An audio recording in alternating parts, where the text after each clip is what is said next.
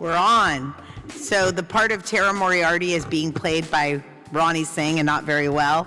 So I'm going to just do a quick intro for this amazing final panel we have for the afternoon. Welcome back, everyone. Thank you. Can we have one more round of applause for our former speaker? How amazing was that? Just really something else. Very proud to be a woman today. Every day, but especially today. Welcome back. We've saved the most fiery discussion for last. We're going to have table talk with California sheriffs. They're all very decorated women in their own right. I will let our moderator, Dr. Cindy Janisic, do the honors, but a quick intro for Cindy. She came all the way from Arizona to be here with us today. Assistant Sheriff Tanzania Carter will also be moderating, and she will introduce herself. But as far as Cindy, she's the director of the Public Safety Partnership for National University. She serves as the lead faculty for Northern Arizona University's Justice Studies program. She is a staunch supporter of 30 by 30 and once worked as an undercover narcotics detective for the Phoenix Police Department. Cindy, thank you very much for coming today, and I will hand it over to A.S. Carter. Thank you, Wendy.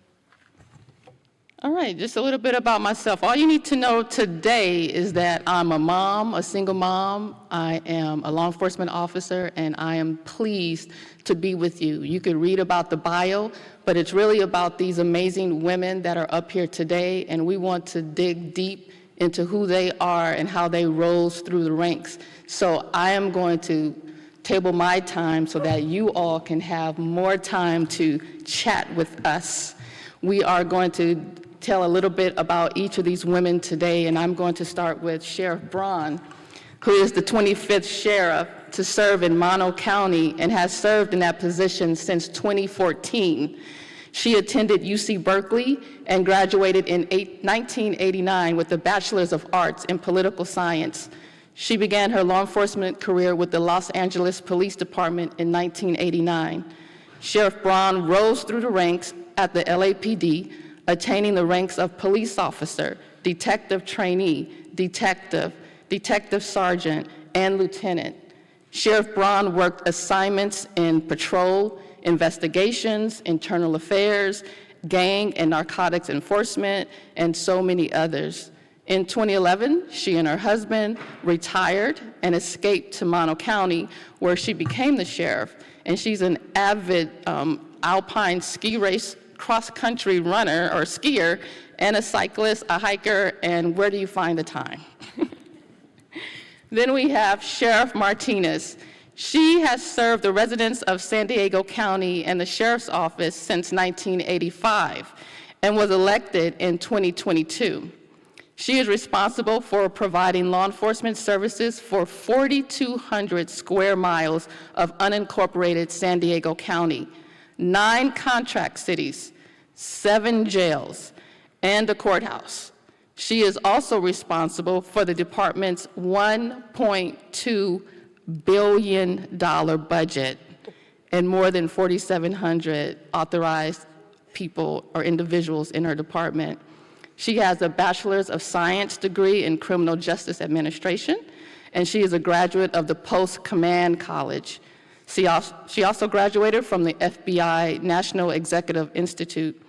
She's a member of IACP, the International Association of Chiefs of Police, the San Diego Police Chiefs and Sheriffs Association, and a lifetime member of the California Sheriff State Sheriffs Association. She is also married and has 1 adult son. Sheriff, oh, okay. Sheriff Moon. Sheriff Moon was elected Sheriff, Coroner, Public Chief Administrator of Nevada County in 2018.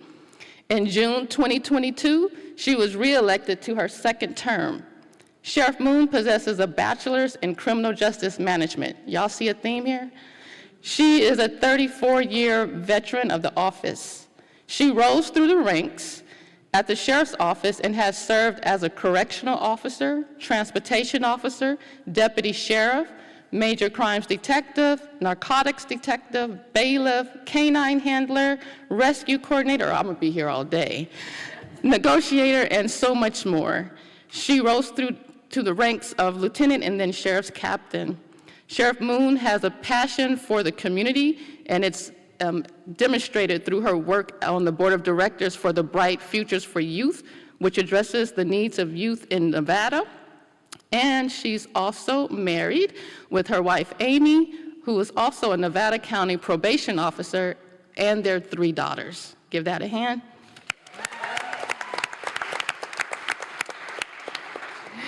And then Sheriff Nieto has served at the Monterey County Sheriff since December 2022. She became the first Latina sheriff in California's history. Y'all didn't hear me. She was the first. Thank you. Prior to her becoming the Monterey County Sheriff, she served over 5 years as the chief of police of Marina County, or California. Sheriff Nieto began her career in law enforcement in 1989 with the Los Angeles Police Department and retired in 2017 as a commanding officer. She also served with the United States Army Reserve, thank you for your service, attaining the rank of captain. She received a Bachelor's of Science in Criminal Justice from Cal State Fullerton and her master's degree in Leadership and Management from the University of Laverne. And before I turn this over to my co-moderator, I need to tell y'all, I'm a call and response type of gal.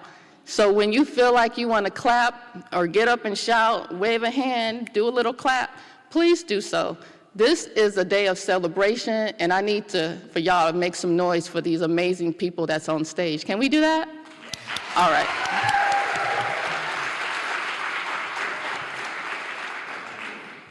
Okay, it's my turn now. First off, I just want to mention it is such an honor to even be in your presence, and the bio is just the few bullet points that I'm reading do not even do your legacies justice, so I hope everyone just takes a minute to read the full bios in the brochure. So I'm going to start with Sheriff Whiting. She's the 24th sheriff and the first female sheriff of her county. She's worked with her agency for the past 25 years, starting as a correction officer and working through all of the ranks from deputy to undersheriff until her appointment to the office of sheriff in 2024. She served as 18 years as a hostage and crisis negotiator, managing numerous critical incidents as a team commander. Raising a child while working in public safety in a rural environment, she understands the challenges of worrying about childcare, transportation, and the safety of our kids in local schools. Sheriff Sanchez. She was sworn as the 23rd sheriff of Alameda County on January 3rd, 2023, and she is the first woman and first Latina sheriff.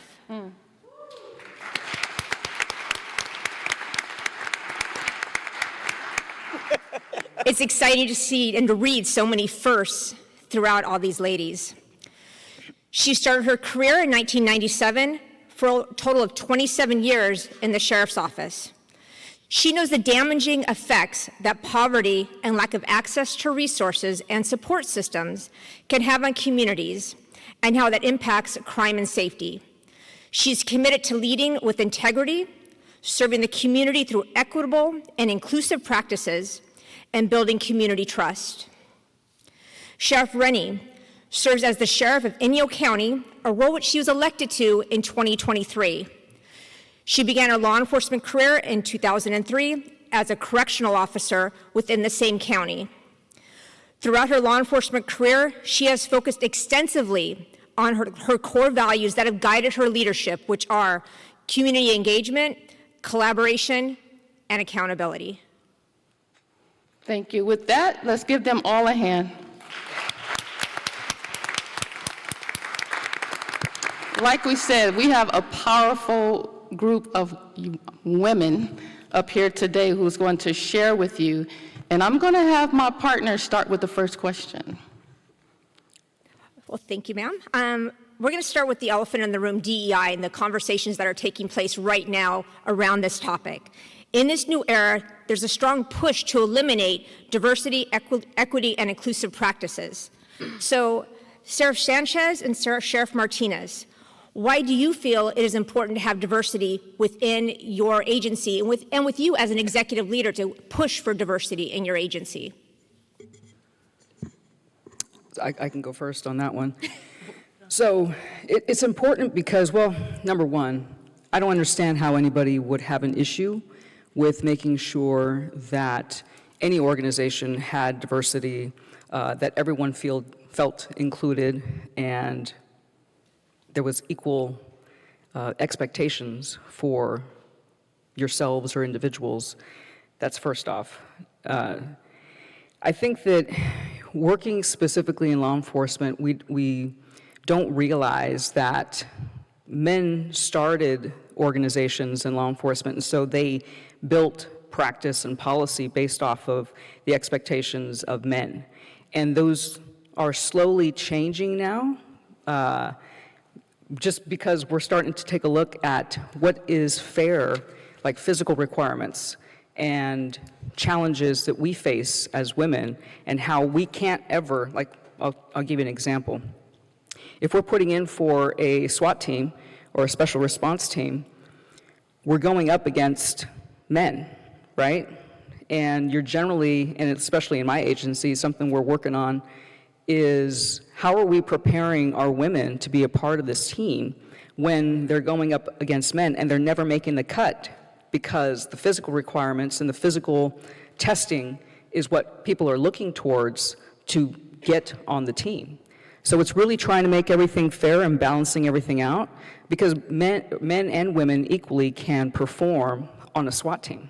Everybody has their talents, and everybody brings a different perspective. That's why we want to make sure that we bring on people from different cultural backgrounds, because it gives us an understanding of what we're getting into in certain situations. To have someone to be able to share with us and also be able to relate to individuals that they're encountering out in the field is what we need. So it's really important for us to make sure that we are taking a look at our policy and how we do things, as far as making sure that we are doing the right thing by everyone. And especially with women, we have different challenges. We have kids at home, and we do want to make sure that we have some balance and time that we spend with our family. And then now in a leadership position, how do we make it a little easier and take a little stress off our women's plate to make sure that we're being flexible in the organization to allow for people to, if they have to go home because they have a sick kid, we're not giving them a bad time, right? Because that's something that we've all kind of, if you've had kids, that's something that you worry about, right? So, long answer. Thank you so much. Yeah, and I really want to commend Yesenia. She's really leading the way in this state with the State Sheriff's Association and women empowerment, and also just making sure that we're identifying ways to recruit and retain women in the sheriff's office. We talk about police departments all the time, but not always sheriffs, which is sort of the last bastion, in my opinion. Sort of an interesting thing when I became sheriff, something I never considered. We started looking at our contracts, and as Yesenia was saying, these organizations were built by men, for men primarily, and all of our contracts said the sheriff, he. We never considered that we needed to say the sheriff, they, or the sheriff, use different pronouns. So we had to go through a lot of our documents and identify that the sheriff could actually be someone of a different gender. I think it's important that we don't forget, as we've all discussed, the importance of diversity. I think diversity of thought, diversity of people, diversity of experience and upbringing really makes us all stronger as an organization. We have these discussions internally in our organization all the time that, we still have men who think that people only got where they got because they're X or Y or Z or whatever they've assumed someone is. And those are difficult conversations to have, and they're difficult things to push back on. We've been grieved twice since I've been the sheriff that I didn't promote white men because they believed they were white, and that was the reason they didn't, white men, that's why they didn't get promoted. Of course, that was disproved through our HR program, but it's a shame that that's where they're going. So I think just having those conversations, these are our partners, these are the people that we work with every day, and they're threatened, honestly. That's why these conversations are happening. So we just need to be honest and open, and try not to be too defensive as we're discussing why our experience and qualifications make us the best qualified for the job. Thank you for I that. have a- It's interesting that you all talk about having these conversations, and with the 30 by 30 initiative that came about in 2018, these are the reasons that we have the conversations that we're having now, not only about gender, but as you said, the life experiences, different cultural diversity, how it's all needed in law enforcement. And with the 30 by 30 initiative, some may wonder, how did they come up with 30% women by the year 2030? Some don't know that there's actual research that was done in 2018 by the National Institute of Justice that went and did a study and found that if the tipping point of women in law enforcement in your agencies are at least 30%, that's when cultural shift starts to happen. I didn't say it would happen overnight, but that's when the shift actually starts, is by having that 30%. So in understanding that, I would like to ask you all to raise your hand if you have made that 30 by 30 pledge. And I'm not trying to shame you, but some are really doing the work already. And some are, we have to have the pledge. We actually, the Sheriff's Office made the pledge. But I have seen some of you all that are doing the work without having to do that. So are some of you actively part of the 30 by 30 initiative? I'm not. Yes. Yep. I think yes, no. It's all good.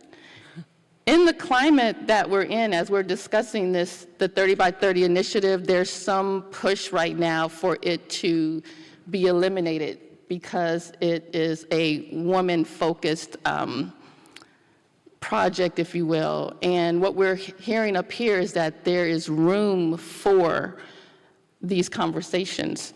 So I'm going to ask a question of Sheriff Moon.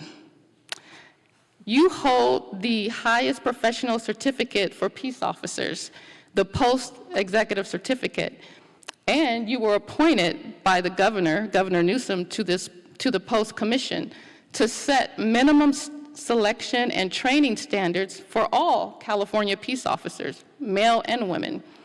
It's safe to say that you are a subject matter expert in this. So some do say that this 30 by 30 initiative was created to lower the standards for women trying to become peace officers. But in your experience, does this initiative attempt to lower the standards or try to just continue the standards? Yeah, thank you for the question. When we look at minimum standards, we can look at the government code, right? We look at 1029, 1030. Those are the very specific requirements for peace officers in California. Doesn't say anything about a gender. It's very specific, right, when we look at those minimum standards. When we start looking at, I think what the folks that are negative against women being in law enforcement, they're going to look at the physical standards of we can't do this job. And, we've done a lot of work at Post in looking at the police academy. It was fun to see the kids from the last presentation up there, and I'm sure they're happy with LD 32. If we haven't been in the police academy recently, that's our lifetime fitness. All those requirements are very specific performance-based. Of very specific job performances that we have to do out in law enforcement in the communities. And they're very specific. It's the work sample battery test.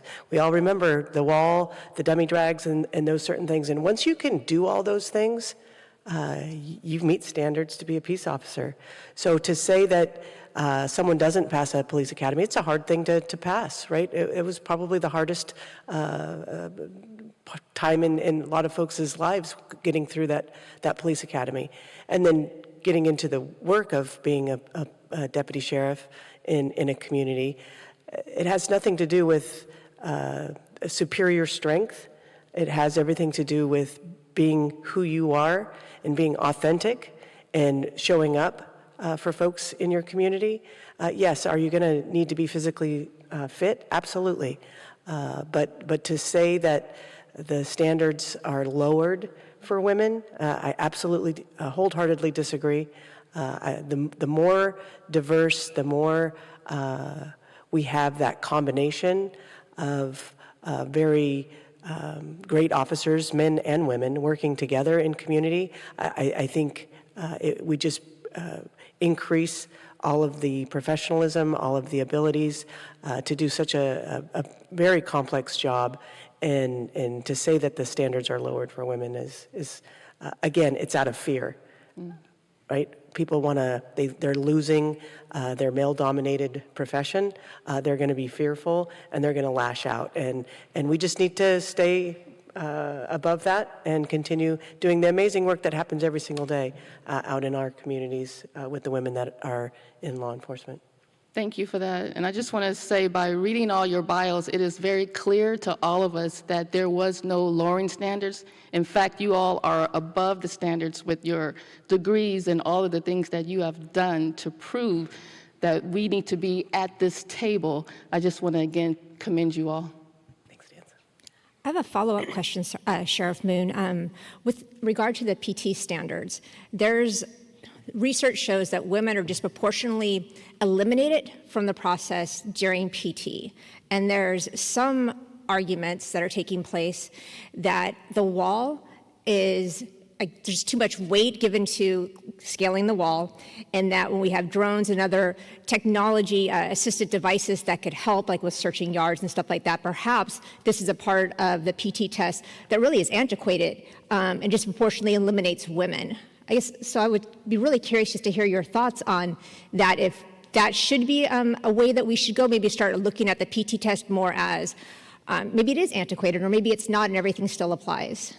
I think it's definitely still in the category where we look at what is the job expectation. And in some agencies, and every single day, you're seeing women and men in law enforcement do those higher level of physical abilities out in community. Doesn't mean necessarily that you are going to.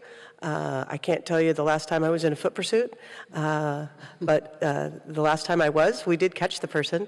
But I think at post, when we start looking at changing standards, one of the big things that just happened this year, because of two of my partners that are up here that are also on our commission, we changed part of the LD for the calipers for your fat test, for your BMI.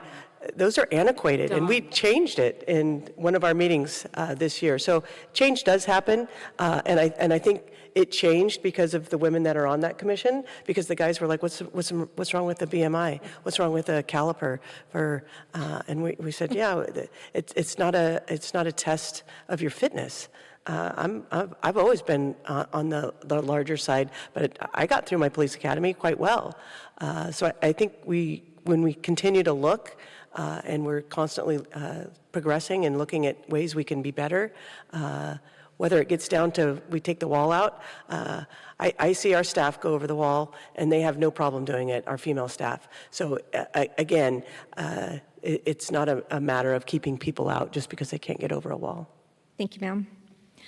This question is for Sheriff Braun, and happy Women's History Month for all of us. But you made a statement in one of your previous Women's History Month's posts. Your first two words were powerful and empowering. You wrote, "Do it."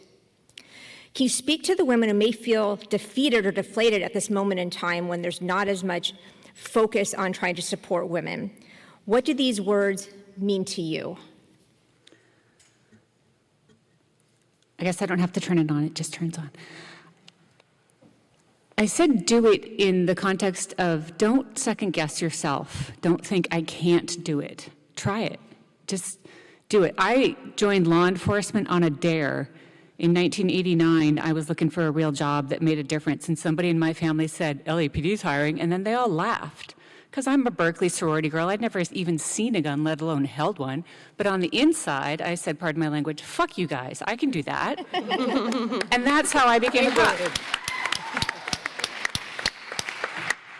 Now, I wouldn't actually say that out loud to my family, but that's how I end up doing most things, is somebody says, you can't do that. Yes, you can do that. You can do that. And people think, oh, I'm not cut out for law enforcement. I'm not cut out for law enforcement. I thought, well, I'll try it. If I don't like it, I'll quit. I love it. It turned out to be a good fit for me. I'm still here. It's 35 years later. Do it. Just try it. If you don't think you can do it, then you can't do it. But if you think you can do it, you can do it.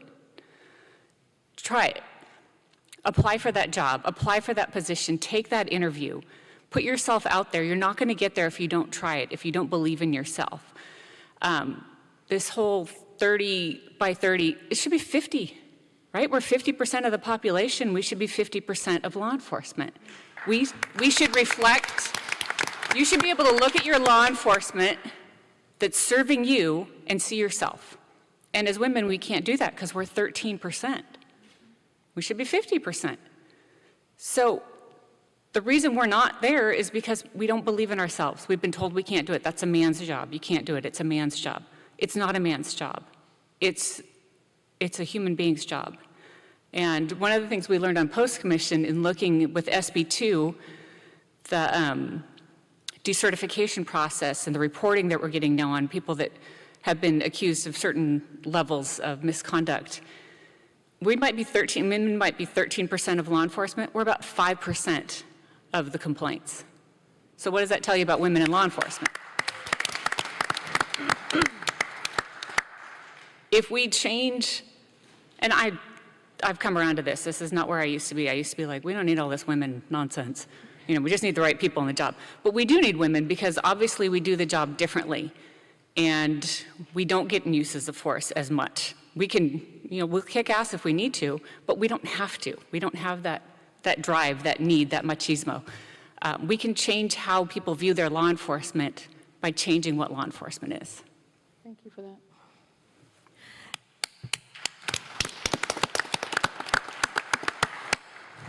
So Sheriff Rennie, so if we're looking at, just do it so we can make some changes, how do we foster the courage within our agencies and I guess externally just as a culture so that we're supporting women, so not just women, but women and men, so that we see the value that women bring to the field, that it's not a DEI or a token. It is that we have we have less uses of force, less citizen complaints, all these things. How do we get people to stand up and start to share the value? Yes, I think every one of us up here, 7 of us, there's 8 females total within the state that are the sheriffs. Most of us are the first female sheriffs within their county. I think that by us running and achieving these roles that we didn't think we could do growing up in our profession is doing just that. I grew up in a department which was a very, very good old boy cultured system.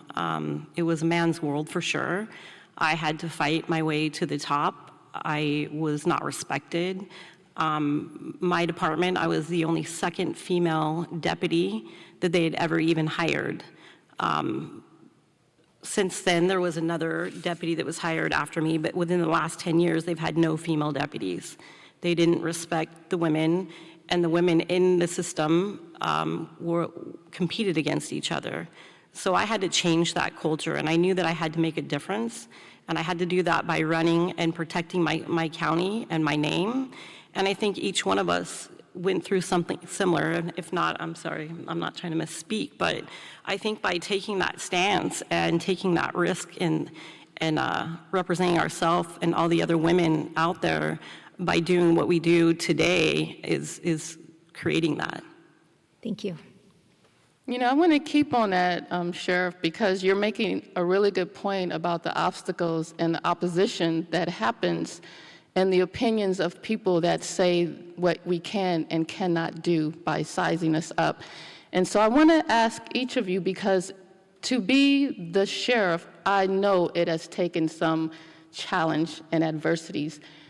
talk to this crowd and really tell them just maybe one thing, each of you, what challenge you may have had, and how did you overcome that? Because to have a mindset of to do it, to say that you're going to be a sheriff, and understanding the opposition that that happens because of that, please just really share that. Be honest and forthright with this group, because there are people out there that want to, promote, but because of the challenges, they may say, I'm just backing away.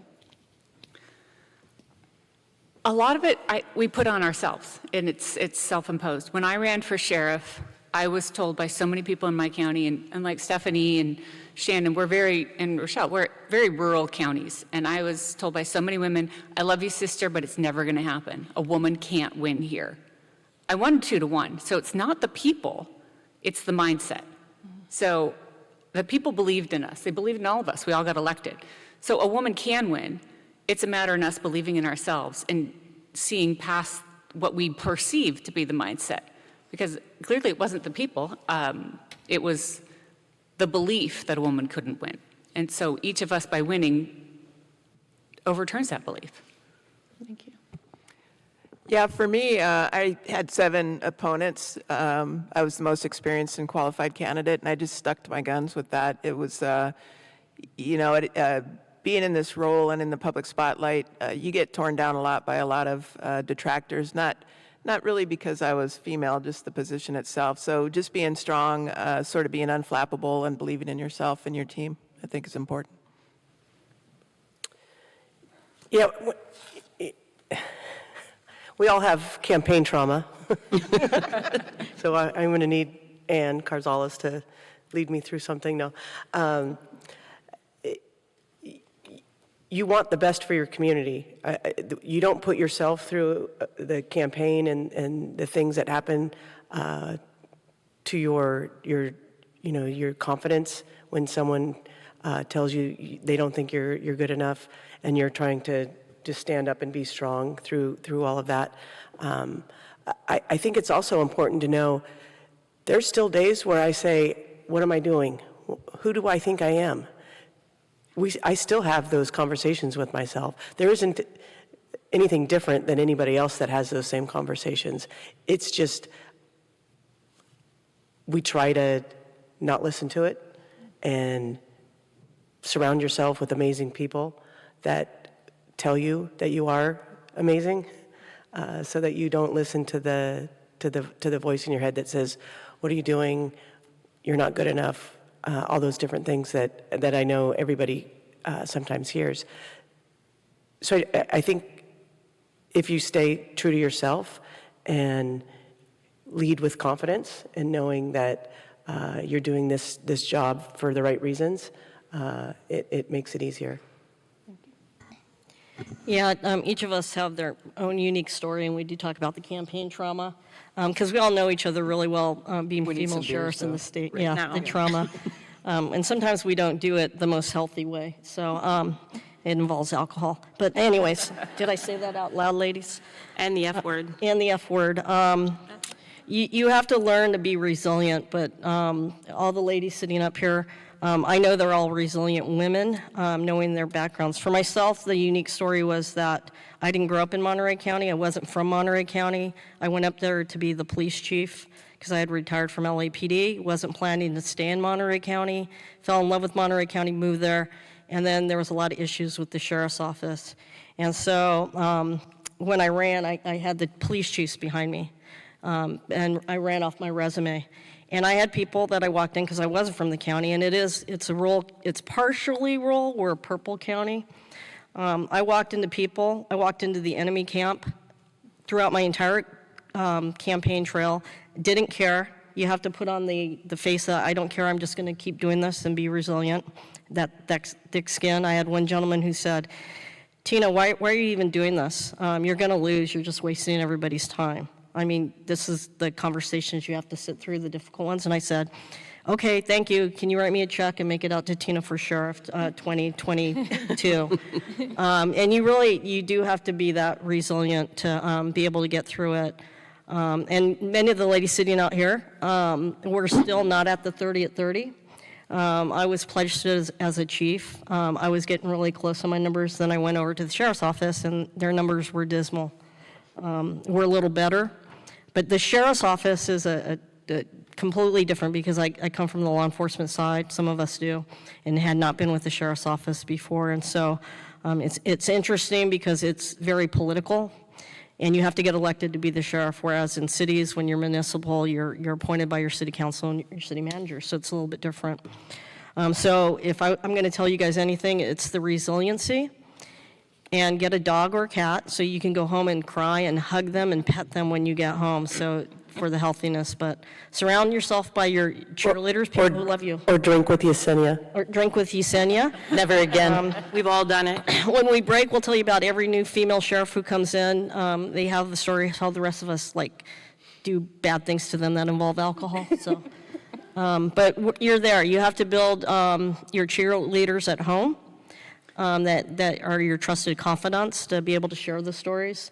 You have to reach out to each other. Like I said, we all know each other because we go through some very different things than our male counterparts, but we trust each other. So we have built that trust among this group here. And, most importantly, have a good time still doing it. Even if you're like myself, I'm going into my 36th year in this business. Kelly's got us all beat, but some of us are close behind. And so you have to build those strong networks to do this job. Y'all hope y'all taking notes. I think the biggest thing for me was learning self-determination. So anybody's capable of being anything they want to be, but it's how bad do you want it? It's a mindset. It's not a skill set. You can teach monkeys to answer phones, but so we can learn anything that we want to learn, but we need that mindset to do so.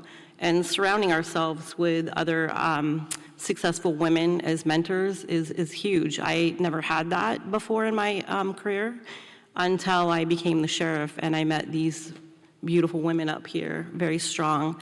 I look up to them. I still have days that I can't even wrap my head around the fact that I'm the sheriff. It's like, fuck. We've said it twice. No, it's okay. All right, we're all free to go now.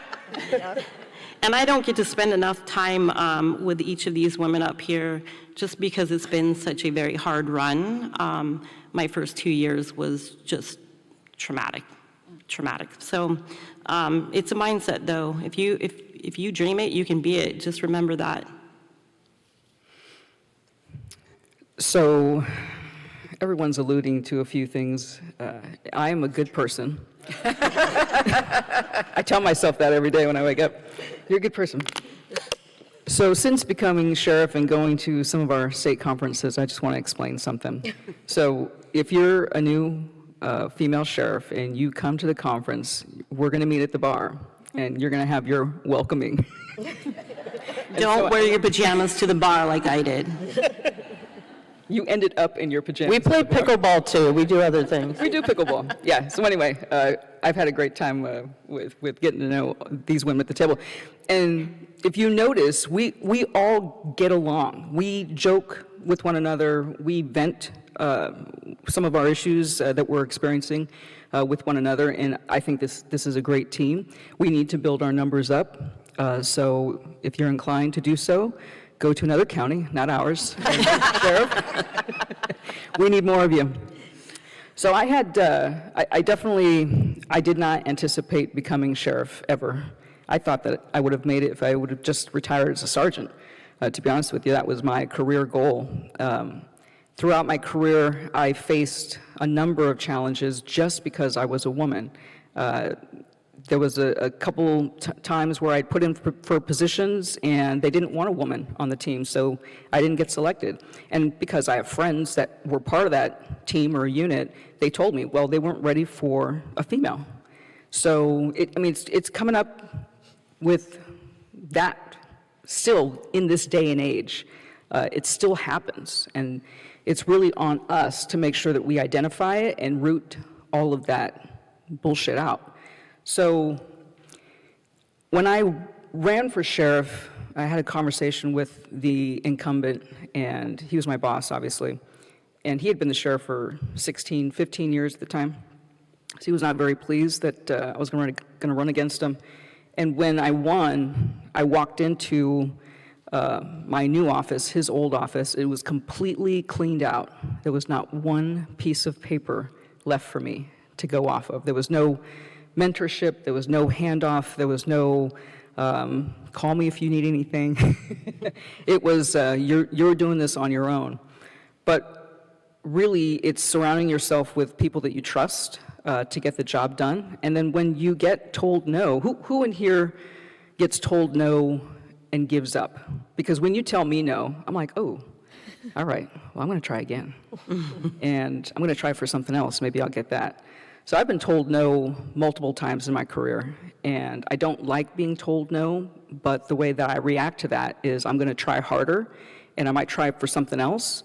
And all the doors that were slammed on me throughout my career led me to where I am today. I'm the damn sheriff, right? And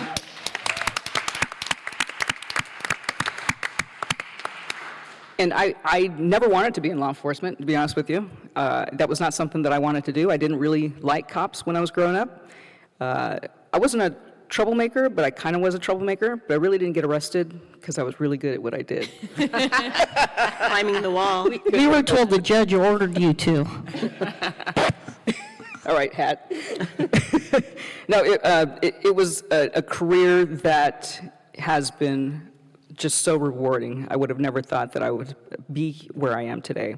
But it was because I kept trying, and I didn't like being told no. So you have to be that person. You have to not allow for people to tell you no. It is what you do with that no is what is going to drive your career. And actually, ultimately, we're all, and I tell this to people all the time, I'm not responsible for your happiness. You're responsible for your happiness. Only you can make yourself happy. So do what you want. Do and keep trying. Yeah, and some days you knock it out of the park, but it's a roller coaster. Some days you feel like you're failing, and then you don't know if the decisions you're making or the direction that we're taking the departments, we won't know for years if it was good ideas or not. But the support system, amongst us as peers, with our family and friends, I'm pretty sure my husband made the decision that I was going to become sheriff because, I was kind of going back and forth, and do we really want to take this on? You realize now I'm going to have to go to a lot more community meetings. I'm going to be gone on the weekends. I'm going to be gone on the evenings, and if I'm taking this on, you're taking this on, and our daughter, and getting her through high school and things like that, and you have to make those decisions, and it's not easy, but it takes that support system. Well, I just want to ask a follow-up question to Sheriff Braun and to Sheriff Martinez. You talked about a mindset to be the sheriff, like you all had to have this mindset and this kind of confidence about yourselves. What other skill sets are needed to prepare yourselves? We may have some sheriffs or chiefs in this room, and I'm looking at your bios with the education and all the memberships that you're a part of. Like, what are some of the things that they should do with the mindset to prepare themselves for sheriff? Okay. I think you have to, you build a strong network in this role for sure as you're running for sheriff. I was lucky enough to be elected. I think if I'd been appointed, I wouldn't have met as many people as I have. You need to be very open to other ideas, not only ideas within your organization, but ideas from the community and from the public. Everyone you talk to has their issue. There's a lot of single issue folks out there, and it's the most important thing to them. And you need to be able to balance all of those competing interests. You really have to have a lot of patience, I think, strong character. You need to know if you believe something's the right thing to do, you need to be able to just always do the right thing and convince the folks that are following you that you're going to do the right thing, that you have integrity, that they can believe and trust in your decision making because it's based in the right place. Yeah, echoing that, doing the right things for the right reasons, and also really knowing your community because that's your boss. You're elected. So wherever you're going to run for office, whatever the office is, city council, sheriff, you have to be in tune with what your community's needs are and be willing to talk to them and not talk so much as listen.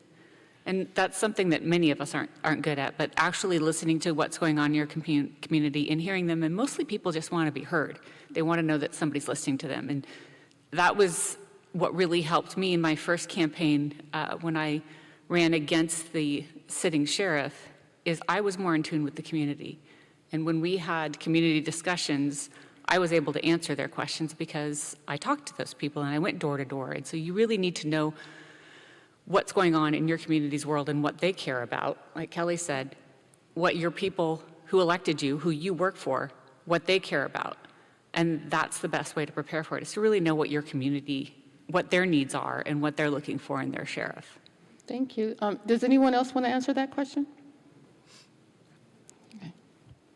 Me? No, I'm looking, I'm trying to give my partner, next question, you. Okay, so kind of circling back to the 30 by 30 for a minute and actually making it a little bit more broad for inclusivity and diversity in general. So what strategies or tips do you have for promoting diversity internally within your agency, from recruitment to hiring to retention to promotion and so forth for the entire group? So I think it was hard ever since 2020. You know, we had George Floyd and we had COVID, and we're kind of starting to scrape the bottom of the barrel overall for recruiting. You know, it was getting hard. We had that mass exodus. I think we all suffered from it for losing people. So recruiting in general, you know, got difficult. And that's why, you know, like for my department, we don't have the 30 by 30 pledge, because we were struggling. We're some of the lower paid in the state and just trying to go after the equitable compensation with our comparable counties, and, you know, having those discussions on, do we lower standards just to get people through the door? Do we keep the standards up? And there's certain things that we can't give in on. So we're finally, you know, getting popular as law enforcement again. We're getting more recruits in the door, and then we can start looking at more intentional recruiting and heading back in that direction. But the past 5 years have been extremely difficult, and I think we've all felt it. I'm sure for the law enforcement in the room, I'm sure you've worked plenty of overtime shifts where you wished we had more people on the staff to cover it. So I think we're getting back into that, where we can start looking at, again, the intentional recruiting to ensure the diversity, regardless of what the current climate and the whole nation is and the discussions that are happening. We know what is still needed and what we should still be going after. So one of the things, and I'm going to combine both your questions, talking about 30 and 30, talking about what it takes, because I'm going to make an assumption about the folks in the room, is that these are folks that are interested in doing better in the organization they're in, or moving up in rank to do better in the next rank. And that's an assumption on my part. And so, you know, you were reading all the bios about things. There's certain things that you folks can all do because you have to compete. And I have these conversations with my folks all the time. You have to put yourself at a level to be able to compete with the competition. I say that because, one is, we all have the education. That was a common theme you saw. We had the advanced degrees. I know I did my paper when I was doing my master's on representing or promoting underrepresented groups or mentoring underrepresented groups in large law enforcement agencies. Go figure. I was working for the LAPD at the time and trying to promote. So education, because you can control that. You can control if you decide to go on and further your education, because you'll be competing with folks, no matter who they are, that are going to have that level. And when people are making decisions and they're taking some of the bias out of it, they may get down to, well, who has the education and who doesn't. And so that's a big part of it. The other thing that when you look at all the ladies, and I know them all, we've all been on boards of things. We've taken on the extra work. We've gone the extra mile, not for the extra pay, but knowing when it's helping our communities, but it's also adding to that resume. We've all been on boards of stuff, you know, whatever's local in our communities. And not only just local boards, but if you can reach out and be on like Noble boards or like HAPCOA or LEAP, because we've all been like presidents or officers on the different boards through our career and still sitting on these boards. So you take those opportunities because that helps you as you're competing against others. The other thing is that sometimes you got to take that job that you don't want, but it's something different, and you're going to have something in that bag that your counterparts aren't going to have when it comes to promoting. And then finally, I want to say to all the ladies, when you look at the 30 on 30, just the fact that we're sitting sheriffs, female sheriffs in our county, helps, because as I always say, we give hope to the rest when they look at us and say, I can do it, because look at us, we're all very different. They all wear cowboy hats. Don't let mine confuse you. They just didn't bring them, and it does cover my gray hair, so, and makes me a little taller. But we're all very unique individuals, and we're different. We're not all the same. I think people make that assumption, oh, you must be all this, but we're not. Very, very diverse backgrounds, and if you want to make a difference, and I always tell people this because I hear people, oh, I wanted to make a difference, but I didn't put in for this. Look, you got to get that seat at the table if you want to help and make that difference. You can't just talk about it or say, I wish I did this. You have to put yourself out there, and it's going to come with disappointment at times. But you got to keep, like Yesenia, who's a really strong woman, who when she said they tell her no, she says, then I'm going to go do it. They can F themselves, I'm going to do it and show them. And you almost have to take that attitude when you're not the majority group. Thank you for that. So powerful. I'm going to pivot a little for my partner, question number 10, and ask this to Sheriff Moon and Sanchez and maybe Whiting down there. When you reflect over your career, have you ever felt that subordinates or peers have challenged your decisions based on your gender? So it could have been as a sheriff or as you were promoting up the ranks. Have you ever had that experience where just because you're a woman, you're being challenged?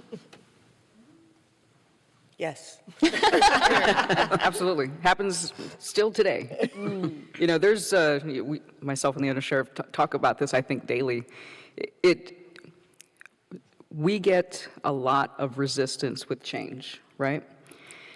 So when we implement change, we get complaints, and we have these conversations like with our captains. They push back, and we think, like with the previous sheriff, would they have pushed back in the manner that they pushed back? They seem so confident in pushing back to us, but had this been the previous sheriff, who was a guy, and his leadership style was kind of running the ship by fear. You were afraid of him. And we don't have that type of approach. That's not my leadership style. I try to be a good person. So this is what I truly do tell myself, just be a good person today. So I do think that we still get challenged. I still get challenged because I'm a woman, and it's easier, I believe, for some of our male counterparts to challenge us because they feel like they can intimidate us in that challenge and get their way, or show me or the undersheriff like that they're more knowledgeable than we are. So it still happens, and we just make sure that we let them say their piece, but ultimately we're the final say. And we do push back. In fact, we talk about it, and I'll say it out loud. This is the year of the asshole. We've been nice for the last couple of years. The year of the asshole this year. Yeah, there's two things cops hate: when things stay the same and change. Yep. And I think I had the luxury, at least, of coming all the way through the ranks. Some of the ladies up here, you come in from the outside when you're elected coming in, or you were a lieutenant before, or a completely different agency. And that is hard in and of itself, coming in from the outside. So coming up through the ranks, I mean, that definitely happened, but I think it helps just keep doing the job that you need to do, putting your best foot forward, being proactive with stuff. But I had the luxury, at least, of proving myself at every rank. So by the time I made it to undersheriff, my sheriff was gone for 3 months at a time his last year. His grandkids went to Tennessee. He was already mentally there for the whole last year. So I was already kind of running the department before I took over as sheriff. So it was good for me that the team already saw the way things were going. We were still able to get resources and equipment, and everything's going well. So it's just keep proving yourself and just take that question off the table. And the only thing I'd add is the relationship with our county CEOs and our board of supervisors. I think definitely when I got elected, there was some, we can just push this through, and like I wouldn't know, or I didn't have an idea of what I was doing. So again, it's showing up, and even though you may think that it's someone might be challenging you because of your gender, make it real quick and real clear from the very beginning that's not going to work, and it just gets better because then they recognize, that's not going to work. Thank you. Hi, this is for Sheriff Moon and Sheriff Nieto. A lot of the ladies in this room are going to experience hurdles that you experienced during your career, and we could really learn from your experiences, successes and failures. So could you share a specific hurdle or challenge that you experienced in your career that you had to overcome? Then how did you overcome it, and this kind of lessons you learned from that? You want to go first? Or? I'll go first. So when I was first thinking about this question, instantly I was, going back to my campaign trauma. That was tough. 2018 was a tough year for me and my family. I decided to run not against the incumbent, but against, at the end of the day, it was against the incumbent's guy.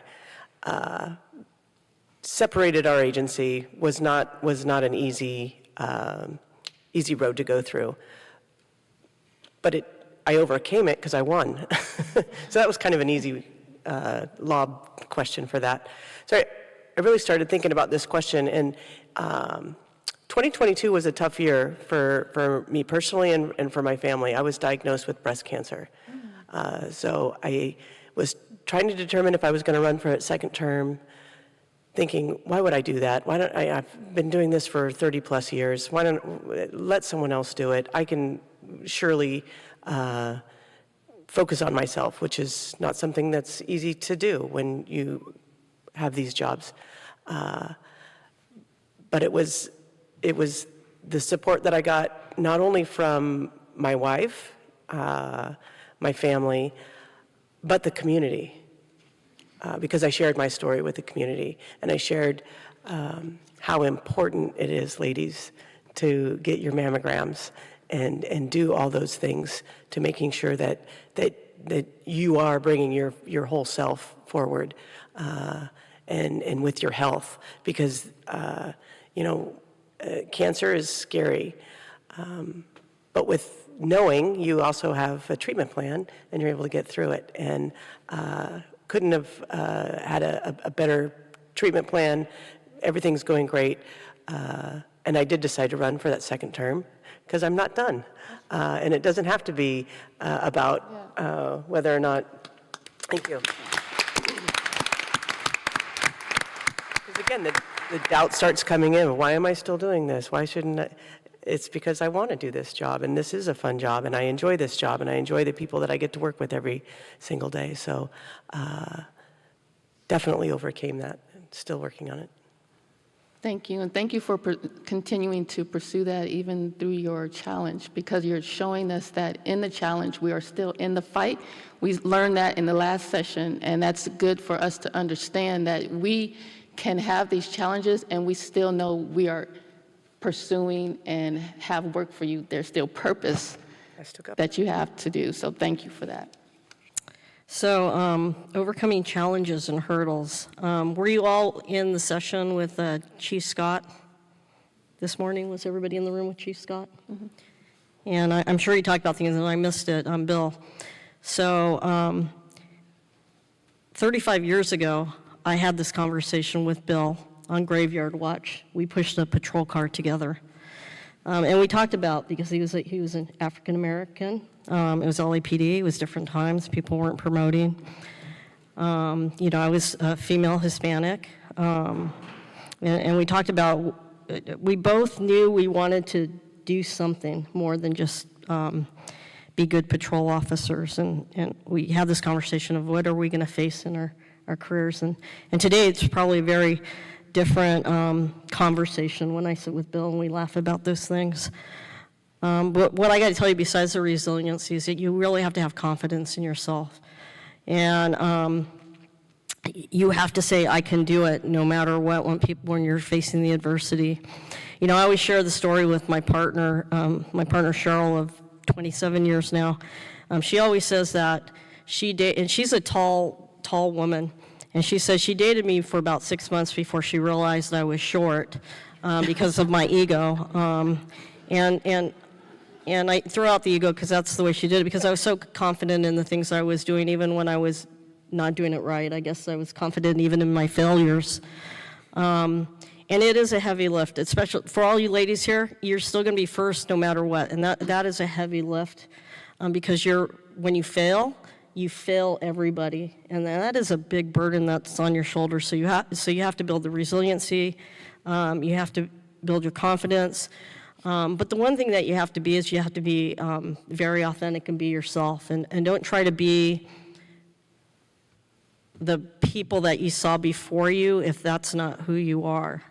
The authentic self, I can tell you all these ladies here are all very different, but yet we all are sheriffs in our counties, and we're the first in many things and got elected, and the people elected us. We share similar stories that we're up against either incumbents or the incumbent's person, and everyone told us, no, you can't do it, and yet here we sit. So build the resiliency, build the confidence, and keep the people that love you close to you and around you. Thank you so much. I just want to say before my co-moderator does number 9, hint, hint, that there is a lot of first on here. Sheriff Moon is the first openly gay sheriff in the county. There's a lot of first in the county, first females. I just want to say I'm the first African-American assistant sheriff, and so there's... Oh. I'm only saying that because as a woman of color, it does add on to the complexity of things at times, but it's also for me a plus because I'm able to connect to another community of people that needs to see me as well. And so I just applaud all the first up here. And I always say it's great that, that we're the first of something, but why did it take so dang long? Like, women have been around since forever, and to be the first is like, wow, it's taken this long. Kudos to my sheriff for, promoting so many amazing women. I'm sure they're in the crowd.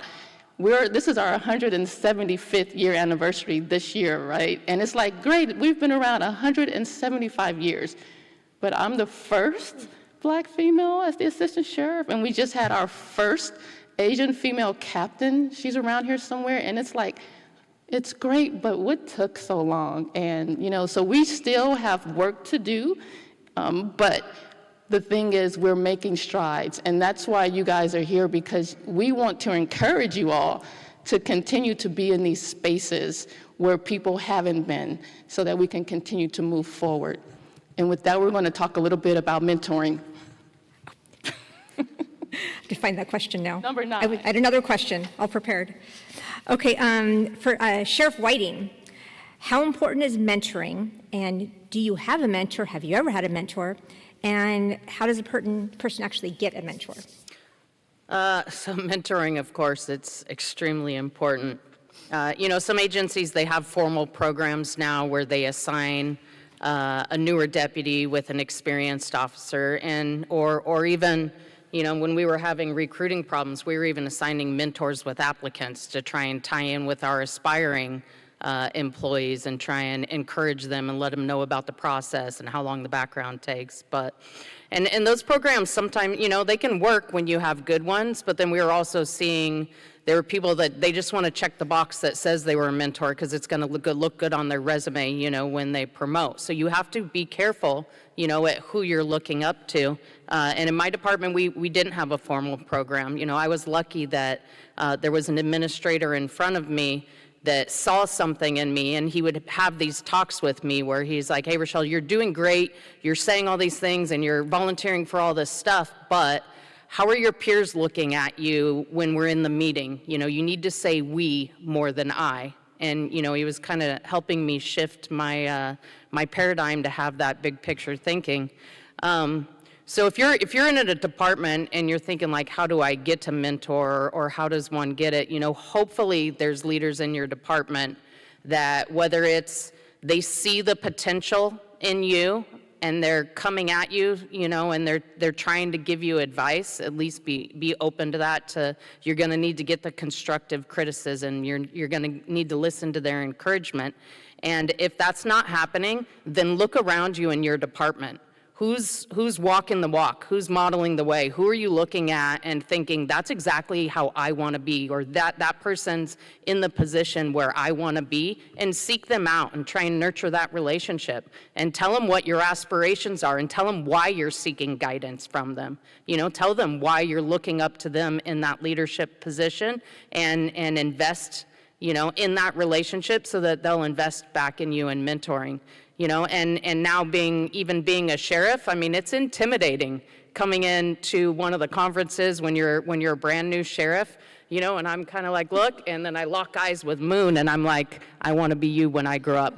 She said, come with me, and it takes someone like that of saying, and mentoring, and we don't have to compete against each other. Even when we're going after, the same promotions, just compete against yourself and put your best foot forward. But look to people that you see are very well-rounded, that are doing exactly, and they're doing it right, and they're treating their people right. And you see the bad ones too, and you're like, if I get into a position of authority and a supervisor and leadership, I am never going to treat people like that. And so you take that with you. Thank you.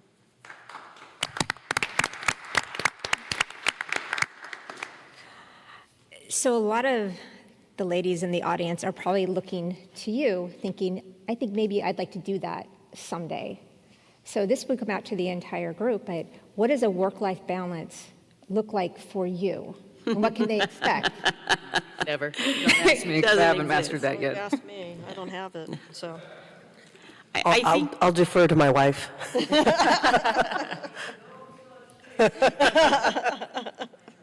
It's hard work, and sometimes if you're knocking it out of the park, at work, something's suffering, or if there are times that you need to focus on your family and your career, may suffer.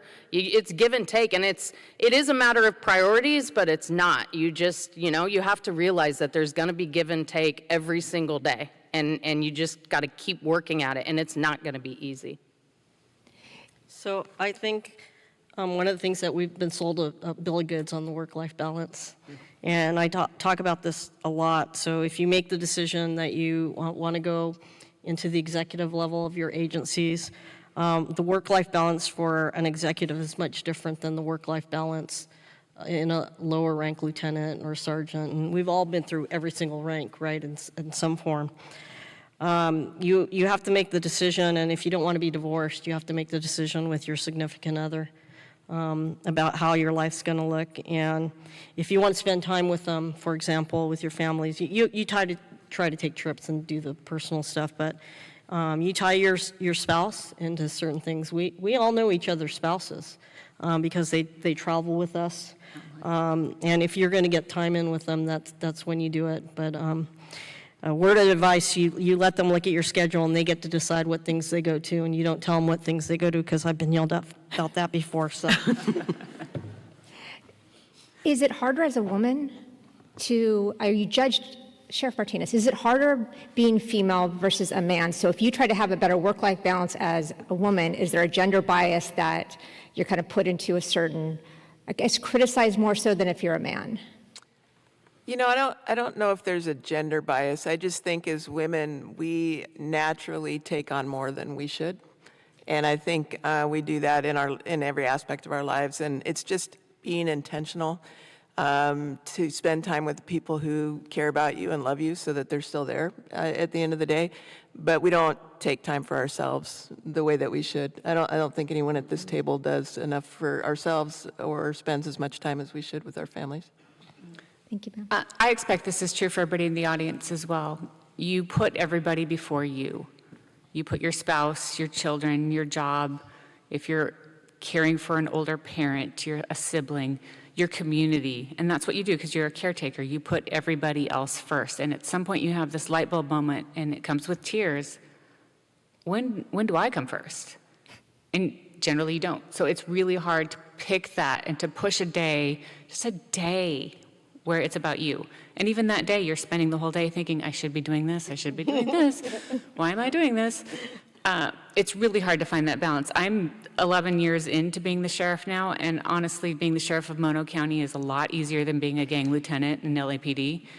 I do have free time, and if, like, you ask me, how do I have time to mountain bike and ski and do all those things? I have a really, really good team, and my job is not to do their job. My job is to give them the tools to do their job. So I have let go of trying to do everybody else's job. Let them do their job. I had a traumatic accident last year that took me out for the whole summer. I was pretty much checked out, and I came back and I answered some emails I was here and there, signed some things. They don't need me. They don't need me on the day-to-day, and I think all of us need to remember that, and it takes time. I've been doing this for a while now, but it takes time. Once you have that good team in place, let them do their jobs and go have some fun. I'm getting really good at having some fun. Very nice. So, do I run again? Probably not. It sounds like some of your counterparts need to go have some fun as well. What is the greatest risk you've taken during your career, and what impact has it had on you as a leader? This is for Sheriff Rennie and Braun. Running for sheriff, the trauma. So I'll tell a little story about why I ran for sheriff. I haven't told many people this, just because I don't like to talk ill about other people, but I'm about to, sorry, God. I didn't plan on running for sheriff at all. I was in a cush job. In 2011, I transferred over to the district attorney's office as a criminal investigator because I was stupid and I married my beat partner. So I think there's other people that did the same. Allegedly. Allegedly. There's no proof. So I made that change, and in 2016, I promoted to the chief investigator, and I was just loving life.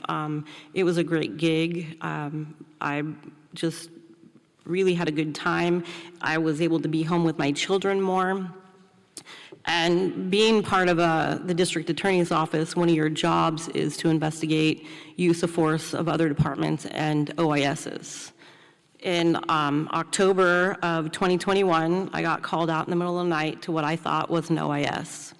It turned out that one of the sheriff's department's deputy had tried to commit suicide and shot himself in the head. The sheriff at the time had just announced that he was going to retire early, and the undersheriff at the time was going to be appointed as the sheriff.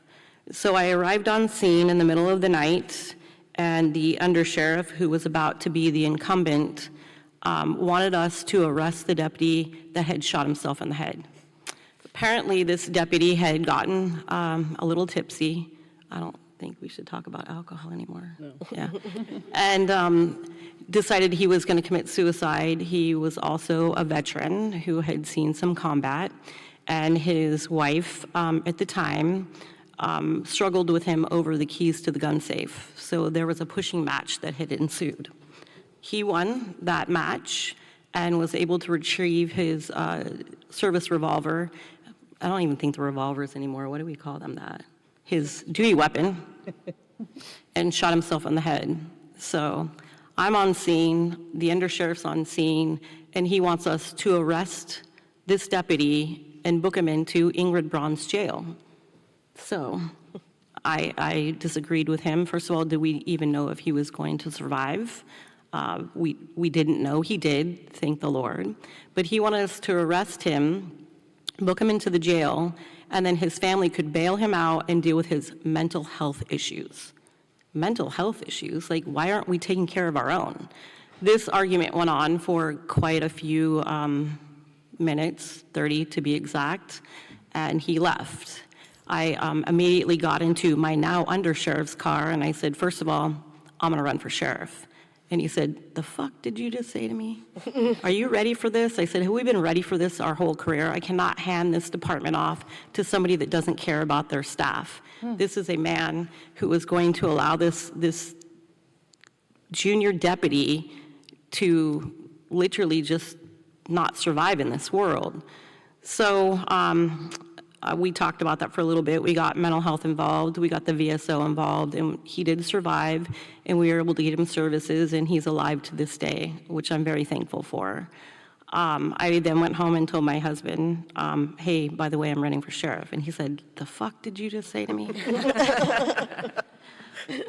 So I went home, I took a shower, I changed, and I went back to work. It was the early morning hours, and I had called our HR director and requested we get a crisis counseling team up there, which then the undersheriff told us, "We don't need that." I said, "What do you mean you don't need that? Your guys just found their partner shot in the head. They need these services." And he argued with me, so I again backdoored him and brought the counseling crisis team in. Went through the substation and found his partner that had shot himself underneath the desk crying. And I'm like, somebody's got to save this department. So that is what I just did. And my husband still says, "What the fuck did you just do?" Just say. 7. Am I the other half of that question? Yes, ma'am. What was the question again? Because I was just wrapped up in Stephanie's. I don't even know if I answered It was good. It was good. What is the greatest risk you've taken during your career, and what impact has it had on you as a leader? I suppose for all of us, the greatest risk is running for sheriff, because and it doesn't matter your gender, that's putting yourself out there and letting people decide, letting the public vote, either I like you or I don't like you. And that's a risk to put yourself out there and say, do I want to do that, and have the vote, or worse, the not vote of the people. So I say that was mine. I can tell you why I ran for sheriff story. Mine is more of it's a great story.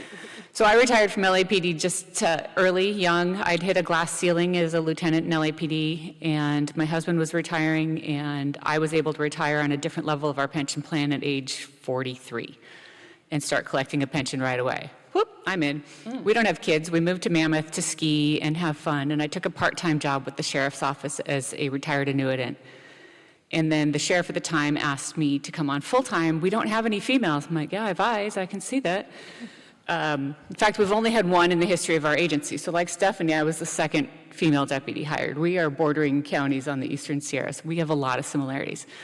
And I was not a good fit for that sheriff's office. It was not the way I had been raised and trained in LAPD. They did things very differently than I did them. I was more about community-based stuff, and they wanted me to stop cars and search for dope. The sheriff retired, the undersheriff was appointed sheriff. I was a week from making probation when I got called into his office, and he fired me. Didn't give me a reason, didn't have to, just let me go. And a year later, I got talked into running against the guy who fired me, and I thought, that feels cheesy, but nobody else was gonna do it. And he wouldn't have been a terrible sheriff, but the next guy in line would have been a terrible sheriff. So I ran against the guy. And I was told, like I said earlier, not going to happen, you're never going to win. A woman can't win here. The more community meetings we went to, the more I spoke, the better I did. The more he spoke, the worse he did. He was not in tune with his community. He didn't really know what was going on. It was just a good old boy thing, and he was the next in line. So I beat him 2-1. I fired him.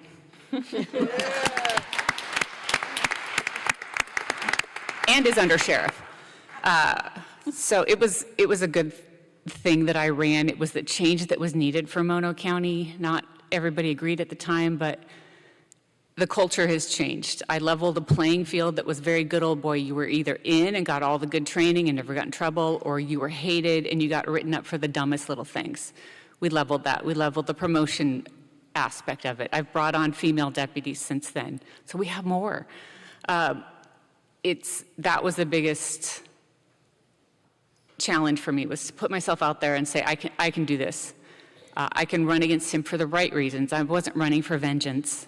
I didn't want to be sheriff. I think he fired me because he thought I was eventually going to run for sheriff. I was going to do 5 years and retire. I was just going to get a second retirement. Now I'm 15 years into it.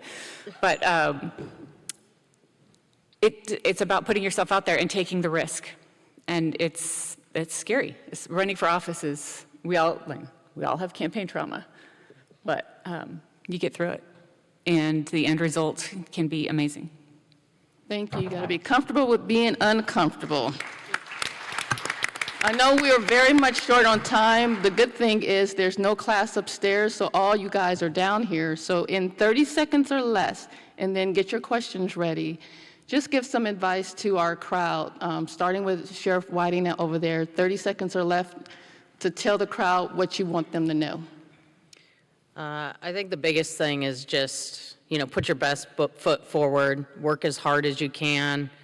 Things will come with just doing the good job. And when it comes to leadership, there wasn't a pivotal moment where I thought, now's the time to go into leadership, or now I'm thinking about it. And there's a lot of people nowadays, it's like, I just want to promote within 2 years, within 5 years, and they put that deadline, just keep doing what you're doing, working hard, and start thinking bigger picture. Like, what can you do to contribute for the whole team? Or is there anything that you can come up with that will better the whole department? And it seemed like the more I focused on what I can do and the satisfaction I was get with seeing my subordinates or my peers and seeing them succeed based off of how I was contributing, it seemed like I moved up the ladder a lot faster, or things went a lot smoother when I was just focusing on what I could contribute and being the best that I could be. I think I went 37 seconds, I'm sorry. I concede my time to you. I've thrown out like little trickles of advice. Basically, don't allow people to tell you no and do nothing with it. One thing I want to point out too is, I am amongst very highly educated people. I am uneducated. I don't have a bachelor's. I am a high school diploma with some community college, so you can do it. Yep, that's right. I just want to make sure that it is great, and my undersheriff just got her bachelor's. Congratulations amongst all the work that she does. And it's something that I strive for. I just haven't, gotten myself to it. So in any case, it's really about what you do with your nose. And, some people, they go through their career and they're really focused on themselves and what they're doing. Just remember that you're part of a team. And that's what we look for, too, in leadership, that you are supporting, the people around you. And I want to make sure that people work towards that, because we become so isolated and focused on ourselves sometimes that it affects your performance and it'll affect you in your growth. So it's really operating and making sure that you're a team player and you have that, your beat integrity and all that other stuff that comes along with it. But it is really on you to make sure that you continue to do the things that you want to do and don't let anybody tell you no.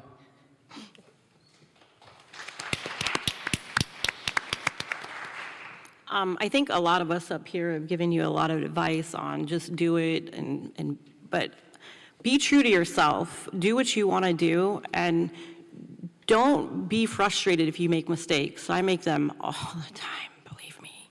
And if you dwell on those mistakes without learning from them and moving forward, you're just going to be stuck in that mistake. So make those mistakes, move forward, and literally be true to yourself. If you dream it, you can be it. We're living proof of that. I didn't think I'd ever be the sheriff. I still can't wrap my brain around it. I fog every day. But do you.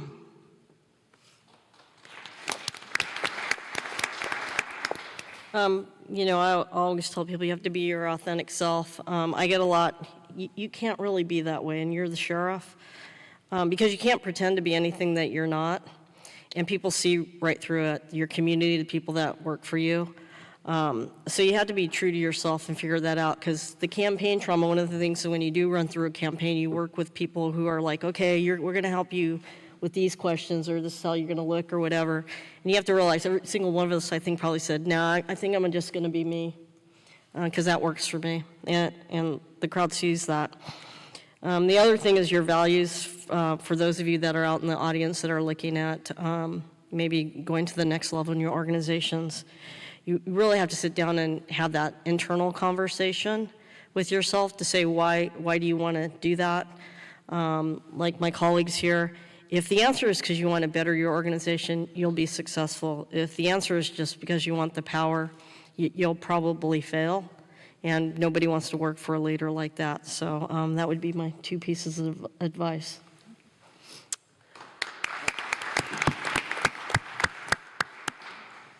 Yeah, I would say the internal voice that you have with yourself matters the most. So if you're not constantly telling yourself that you deserve the things that you want, it's just really easy for the negativity to come in. And as Sheriff says, if you're, I think we have some police officers here too, so if you're working for a chief, we can control a lot, but we can't control everything. We have a vision. We have people that we promote that are very high in our organizations, that we trust, that are going out there and ensuring that those visions are met. But at the end of the day, whether it's you control your own happiness, what you're telling yourself, am I worth it? Do I know what I'm doing? If I need something, maybe I need help with something, a tactic, a specific law, whatever you think you need the help with. And then making sure that you follow through with yourself. And instead of pointing out the window, look at yourself and say, these are the things that I can control. I can't control a lot of things, but what I can control is the voice that I hear in my own head, that I can do this job, I'm going to do this job, I still want to do this job. And then once you start hearing yourself, you're going to say, of course I'm going to put in for that promotion. Of course I'm going to put in for a special assignment or whatever you're looking for. And it shouldn't be just what you're looking for, right? It should be that those fun things are going to give you a different advantage over everything else. And the guys wake up and say, oh, I can do that. And I got a gal that's 9 years working patrol saying, I don't know if I have enough time on to be an FTO. And I'm like, are you kidding me? She's a phenomenal FTO. But in her mind, I got a 3-year male cop who's like, I could have done this, a year ago, right? When you listen to that voice that says, I can do this, you're the one that's going to change your dynamic. It isn't anything that I'm going to be able to do.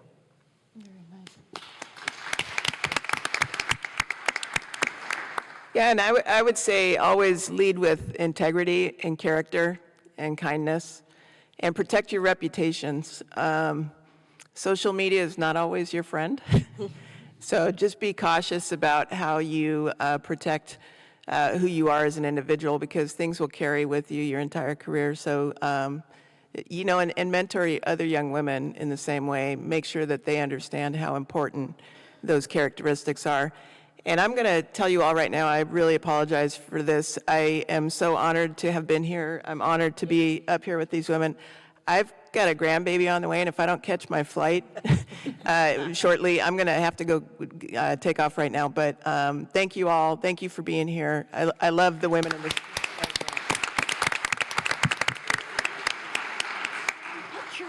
See, priorities. Right? My advice, 2 pieces. We all suffer from imposter syndrome. Each one of us has looked in the mirror, whether it's just in your uniform the first day or with 4 stars on your collar, and said, who are you and what do you think you're doing? So know that that's normal. That doesn't mean you can't do it. It's just normal to look at yourself in the mirror and go, what the hell? How did I get here? So know that that's normal.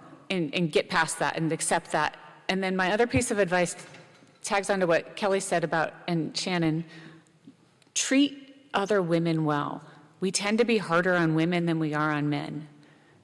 And the men tend to be harder on women than we are on men. So we all tend to be harder and judgier of women in law enforcement than we do of the men.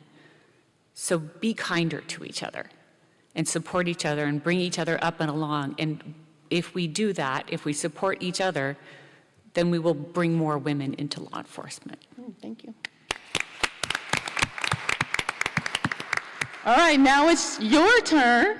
I think I have a runner, don't I? Do we have anybody with some questions? I don't have a runner, my runner left? Okay. Do they just come up?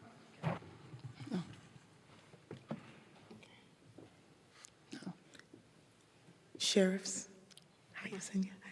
Currently, there has been some negative attention regarding the 30 by 30 initiative. A few male officers have been very vocal about it's a DEI issue, and unqualified men are being replaced by unqualified women in law enforcement. Whether it's through the hiring or promotional process, how do you respond to these types of challenging opinions from your male employees? It's horseshit. And I'll jump in. I said this earlier. We're 50% of the population. We should be 50% of law enforcement. So if a man says that, oh, you're taking a guy's job away, dude, go be a nurse then if you think that, Yeah. right? That's a typical female job. Do you think you could do that? I don't think you can. Of course they can. Anybody can do any job, and that's the point. It's not about gender, but it is about serving and reflecting the community. And so if the population is 50% women, your law enforcement should be 50% women. If your population is 70% Hispanic, your law enforcement should be 70% Hispanic. They should be able to relate to and understand. And we're not going to achieve that, but we should strive for it. Our government should look like the people it serves. I'm so tired of hearing that from people, even before the current administration. And we struggle just to get to the 30%, and the numbers are bad. And for female leaders, and I know I talk to all my colleagues, it's just tiring to hear this over and over again. Oh, you're lowering standards, you're doing this. And, you know, some of my canned responses to some of my male counterparts are like, no, we're not lowering standards. In fact, we're raising standards, because 30 years ago, you could be a wife beater and we would hire you with no issues. You could go out and you could, have DUIs and hit a couple people, and we were okay with that. And our standards have changed. Like Sheriff Moon said, 3 of us up here actually sit on the commission that looks at the standards. And so I can tell you, we need to be represented at these places. We need to push our legislators to appoint women to certain things. Shannon talked about, we all started laughing when we were talking about the standard of the calipers. And I'm very Rubenesque, that's what I call it. And yet, if you get in a fight with me, and guess who's going to win? I'm going to win. So, and we were very well. Actually, could watch the meeting. It was pretty funny when we got into the calipers. I heard it down there. It's kind of just, it's BS that we keep hearing this over and over again. But we have to stand up to it, and we have to think about what our educated answers are going to be, because we can't tell everybody's bullshit, because they may not take that real well. I still do. Yeah, or it's silly, or how stupid you are. These are the internal conversations you can have in your head. And as leaders, we just ensure that, we continue with the message of this is our hiring practice, this is our promotional practice, this is what it takes, Here's 2 qualified candidates, and this is how we review them.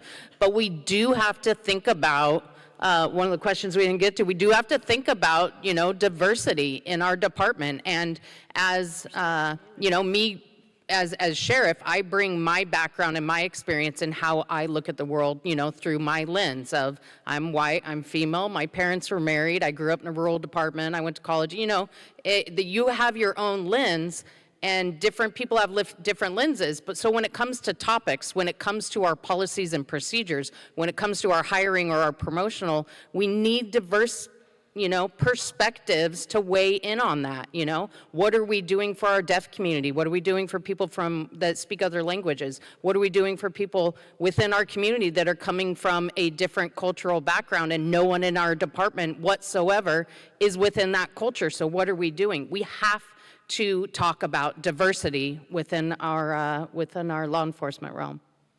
Yes. Do we have one more question? Because we're going to take a picture and close this thing out.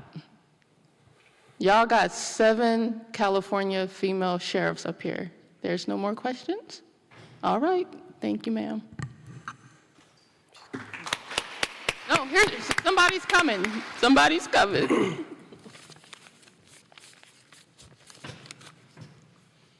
Hello, hello. Thank you for being here this afternoon. I'm sure as we all recognize, the culture of law enforcement is very nuanced. So as I see you all sitting here today, I wonder, what do you envision as future shifts in that culture that make what we see in this panel today more of a rule as opposed to an exception? How do we keep the pipeline strong so that we can continue to have seats at the table occupied by us? I personally, look at that question and I say, I can't fail. I can't let anybody down. And I won't, right? I chose this path. I chose to be the sheriff of my hometown because I want people to see the value of a woman in this role. Adds a little extra pressure, but we wouldn't be succeeding. We wouldn't have won if we couldn't get there. So I think a lot of that is ensuring that we have the best of the best, that we only promote based off of performance, and that we support the folks that are doing the jobs, our female staff that are doing the jobs, so that they feel that support, and we create the environment that women want to work in. It's not about just recruitment. It's not about a flyer. It's not about going to a female-only location to try to get people to say, look at this job. Create the environment in your agency that women want to come to work for.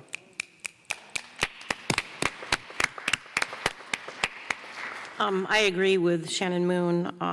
Like I told you all, I was the second female patrol deputy that the Sheriff's Department had ever had. There was one after me, and then there wasn't any for 10 years. I took office in 2023 and hired the first female deputy sheriff that year. I now have 3, and I have 3 in backgrounds. So it's being that role model and mentoring them. The first female deputy that I hired when I took office, I had a long conversation with her, and I said, be important to you and make yourself important, and you can be me one day. And she calls for advice all the time, and it's just being that mentor, and it's being that role model. And not just for women, for men as well. They need to understand that we're just as capable, if not more, than a man in our position. So being that and being true. Thank you. I'll add to that, definitely strong words from both of our sheriffs up here. But I have a responsibility to make sure that I interact with my staff in a way that is just being me, right? And I'm accessible to my staff at all times. And one thing that we talk about is exposing them. So we want to make sure that we are bringing up leadership that is not afraid to own their mistakes and call it out in front of the people that they are, in charge of. I think that speaks to how you lead is how they're going to emulate you. And so making sure that we are accountable to our staff, just as they're accountable to us, and calling that out. That is something that I talk about when I meet with them, that I work for them just as much as they work for me. And I'm hopeful that by showing that and saying that I will now bring up and they'll start to follow those words. So, I mean, we have a responsibility for every word that we say. And everybody soaks up what we're saying when we're at work, sometimes when we're not at work. And just being cognizant of those words, just making sure that we're sending the right message all the time. But I think one thing that we bring forward to as women is we have this natural tendency to love our people, right? I treat my agency like they're my kids. I don't want to see them fail. I want them to do good, but I need to discipline them when they need to be disciplined. And sometimes it's going to be harsh. And they don't look at me like mom. They think I'm the enemy sometimes. Mm-hmm. So it's really trying to balance that out. But I want to say that we're probably the same, and it's like our family, and we do care about them, and I have no problem telling them that I love them. And that's not hard for me to say. But I also know that when I screw up, they're watching me, and I got to own it when I screw up. So I think one of the things that we didn't get an opportunity, but times and opportunities that we have to do the succession planning. And I know everybody up here is very intentional because when we're talking about things, we're saying, who you bringing up in your organization, how's your testing going? Succession planning, it has to be very intentional if you want to bring up underrepresented groups, women, because if not, the planning's going to happen without you, and you end up with the agencies why we're all the first, because it wasn't intentional. We all believe the most qualified should get the job, but you have to prepare the underrepresented groups to be that most qualified, so giving them the opportunity to do things they may never had.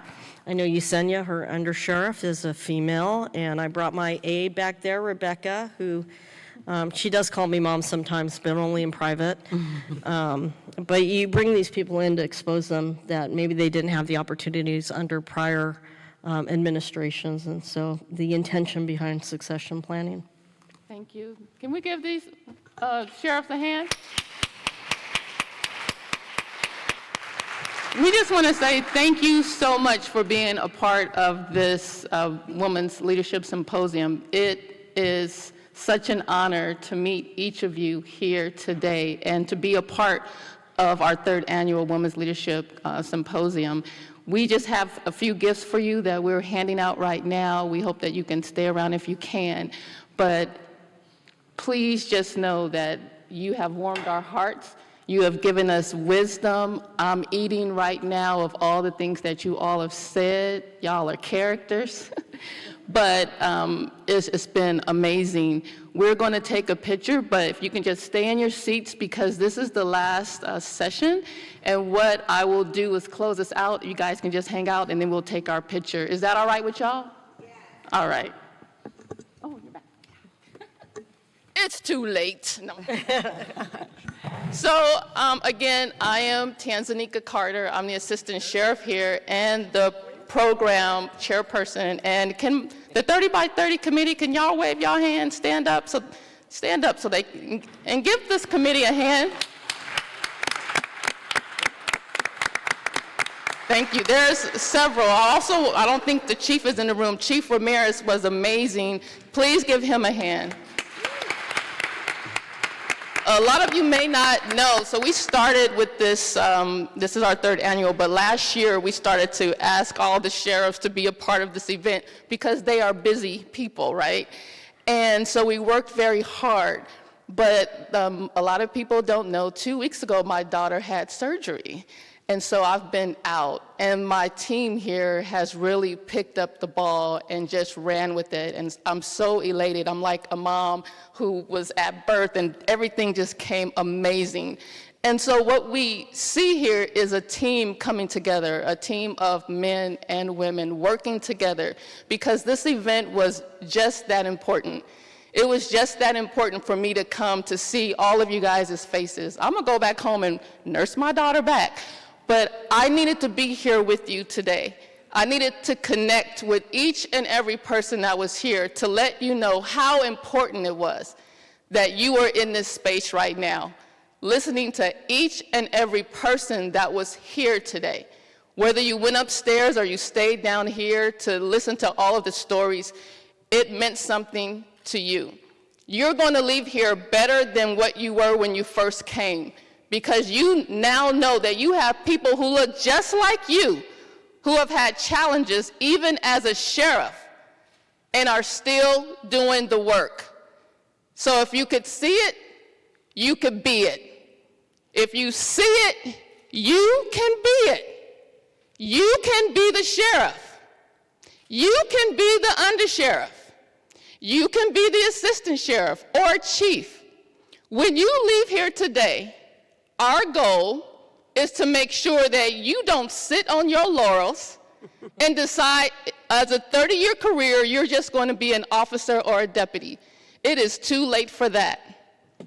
You have to be comfortable with being uncomfortable. You have to make it in your mind that you're going to do it.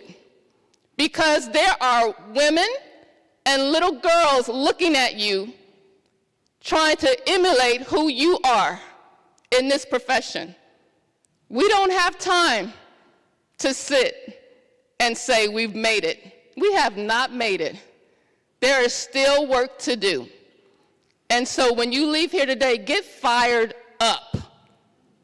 Get fired up in your agencies. Kick down some doors. I'm a mess too. Kick down those doors and let them know you are here. And there may be a no every once in a while. We've all had no's, but no's could just be delays. No's just makes you say, I'm gonna work a little bit harder. I'm gonna knock a little bit stronger, but let them know that you are here. I'm gonna tell you a story that I heard on Facebook. It was a story about these 4 frogs. They were in a bucket, and they were trying to get out the bucket. But there was a person on top of the bucket, and they were telling the frogs, you can't do it. You can't make it. You're not strong enough. You're never going to get out of the bucket. And the first frog that was jumping up, they got so defeated, they just gave up. The second one gave up. The third one gave up. But the fourth one just kept jumping and jumping and jumping and got out of the bucket. And the person was like, how did you get out of the bucket? They're like, what? I can't hear you. I'm deaf. Because once we always hear the noise, right? People always tell us what we cannot do. But you got to turn that off. Turn off the noise and know it for yourself that you can do whatever you want to do. So when you leave this place, just know you got backup and you got us. We are your support, and you can make it.